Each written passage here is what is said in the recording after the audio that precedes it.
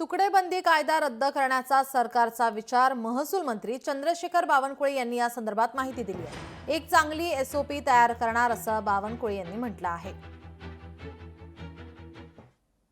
तुकडेबंदी कायदा या कायद्याअंतर्गत या कायद्यांचं पालन न करता या कायद्याचं उल्लंघन करून मोठ्या प्रमाणावर त्या ठिकाणी रहिवासी क्षेत्र तयार झालं, मोठ्या प्रमाणावर प्लॉटिंग झालं, अनाधिकृत लेआउट झाले आणि मग आता त्याच्या रजिस्ट्री होत नाही।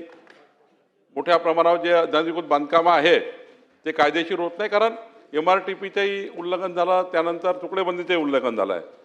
आणि खऱ्या अर्थाने तुकडेबंदी कायदा आपल्याला माहिती आहे की राज्यातील शेतजमिनीत जी काही कृषी उत्पादन आहे याची अधिक चांगली वाढ व्हावी, त्याचे तुकडे जास्त पडू नये, त्यामुळं मोठ्या प्रमाणावर तुकडेबंदी कायदा या राज्यामध्ये आपण त्या ठिकाणी हा 1947चा कायदा आहे।